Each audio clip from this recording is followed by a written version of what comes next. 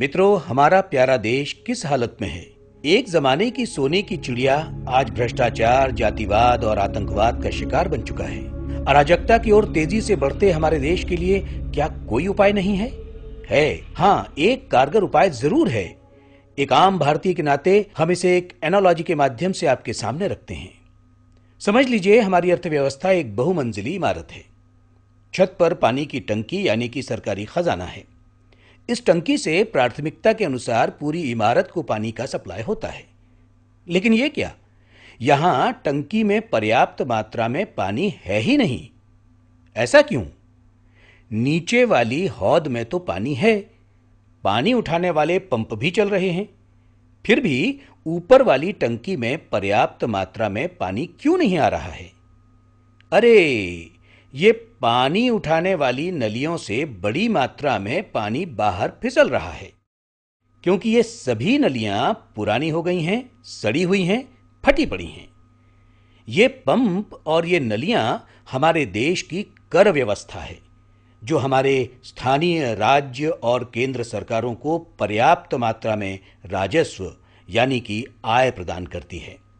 इस लीकेज से यानी कि कर चोरी की वजह से कानूनी अर्थव्यवस्था के बजाय समांतर अर्थव्यवस्था ही मजबूत हो रही है, और ये शासन व्यवस्था के आय के पक्ष की बड़ी गंभीर त्रुटि बन चुकी है।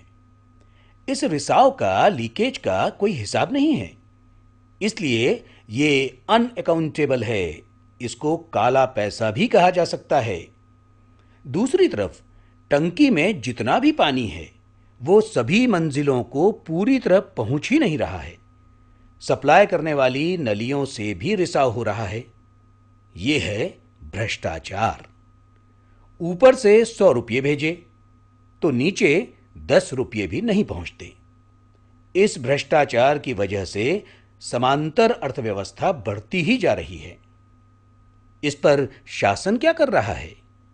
बाहर से टैंकर से पानी लाकर निचले वाले हौद में डाला जा रहा है, यह सोच के शायद ऊपर वाली टंकी तक पर्याप्त पानी पहुंच जाए।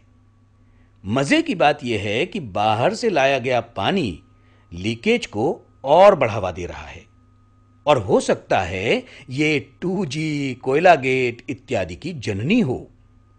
अब देखिए, समांतर अर्थव्यवस्था किस तरह से भूमिगत अर्थव्यवस्था में बदलकर भ्रष्ट राजनीति, प्रशासन और उद्योग जगत को बढ़ावा दे रही है।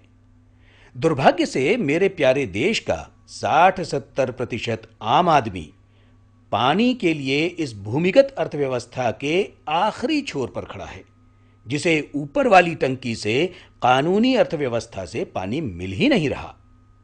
आगे मामला और भी संगीन है। यह चेहरा यानी देश विघातक भ्रष्ट शक्तियों का प्रतीक इस भूमिगत अर्थव्यवस्था से पोषित हो रहा है। आज ये इतना पुष्ट हो गया है कि हमारे देश की सार्वभौमिकता को खुली चुनौती दे रहा है।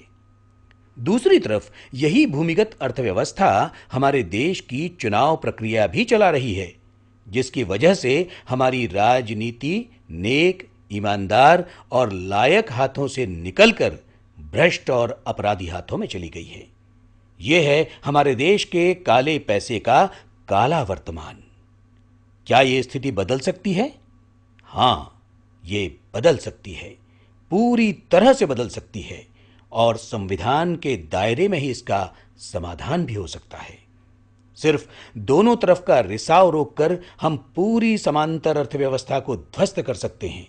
परिणामतः भ्रष्टाचार, आतंकवाद और जातिवाद जैसी मूलभूत समस्याओं का पूरी तरह से निराकरण हो सकता है। क्या हो सकती है ऐसी जादू की छड़ी जो हर रिसाव को रोक सकती है? हां, वो जादू की छड़ी है अर्थ क्रांति प्रस्ताव।